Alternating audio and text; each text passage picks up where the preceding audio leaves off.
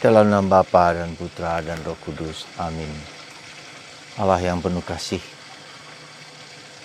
curahkanlah rahmat Roh Kudus-Mu kepada hati kami di masa Prapaskah ini dalam retret agung, supaya kami dapat memasuki relasi personal dengan Putra-Mu Yesus dalam kehidupan kami sehari-hari, sehingga karena Kristus kami dapat menjalankan segala usaha kegiatan rohani dengan sepenuh hati. Demi Kristus Tuhan dan pengantara kami. Amin. Para saudaraku terkasih dalam Kristus, murid Yohanes mengeluh karena murid-murid Yesus itu tidak berpuasa sebagaimana dengan Yohanes dan murid-murid Yohanes yang berpuasa ketat. Dan kita tahu adalah Yohanes seorang asketis, seorang yang yang menjalankan kehidupannya dengan keras. Berpuasa, berpantang, tinggal di padang gurun dalam kesulitan yang berat. Ya.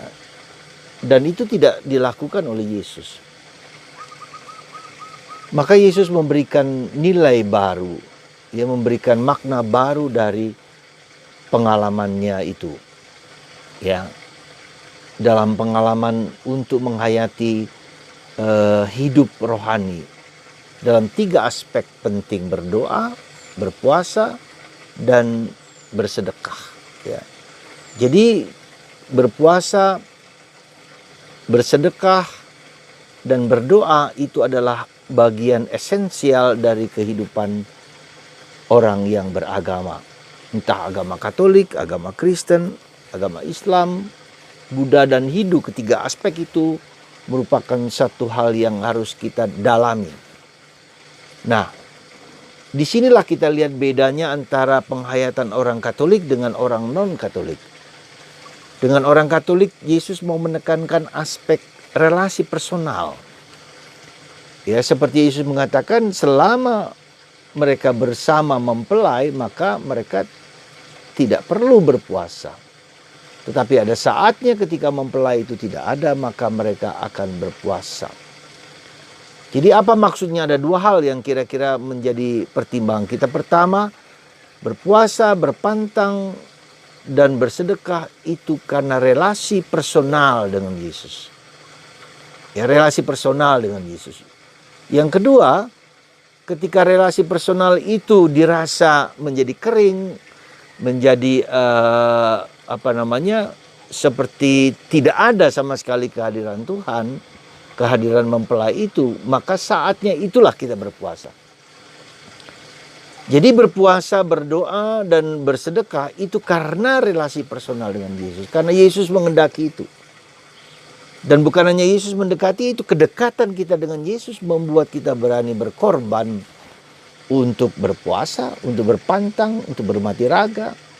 Keberanian kita untuk berdoa secara penuh, secara mendalam, ya, bukan hanya sekedar doa secara fisik, secara mulut, ya, secara verbal, tapi sungguh-sungguh doa yang mendalam, ya, meluangkan waktu untuk diam, hening, sunyi bersama Tuhan. Untuk meluangkan waktu-waktu tertentu yang lebih dalam bersama Tuhan. Demikian juga dengan bersedekah, dia berani melepaskan, merelakan bagian yang penting dari hidup kematerialannya kepada orang lain. Jadi saudaraku terkasih dalam Kristus, disinilah kita melihat bahwa Yesus menghendaki itu. Jadi pusatnya sekali lagi hidup rohani kita berpusat, berpangkal kepada Yesus. Mengikuti Yesus. Mengikuti Yesus berarti menjadi seperti Yesus, ya. Menjadi kuat seperti Yesus, dan Yesuslah yang menjadi kunci di dalam penghayatan iman kita, yaitu iman yang hidup rohani yang bersumber pada Yesus sendiri sebagai pribadi yang sungguh-sungguh mendalam, ya. Jadi bedanya sekali lagi, bedanya hidup rohani kita dengan atau spiritualitas kekatolikan dengan berbagai macam spiritualitas lokal bersandar kepada Yesus, ya, hanya Yesus. Dan itulah yang perlu kita yang menjadi kekuatan kita, yang menjadi dasar fokus di dalam kehidupan batin kita. Ya, kalau kita mulai melihat spiritualitas di dalam medsos, dunia medsos, ketika orang melakukan A, melakukan B, soalnya seolah-olah bisa melakukan apapun juga, ya, dengan kekuatan-kekuatan supernatural dianggap seperti itu. Kita mungkin terpancing, ya, tetapi kita lihat di situ adalah Yesus, pribadi Yesus yang sungguh-sungguh menjadi pegangan kita, bagaimana kita meniru Yesus, meneladan Yesus, dan mengizinkan dan membiarkan Yesus yang bekerja untuk kita, bukan kita yang yang mengomando dan yang mengontrol Yesus.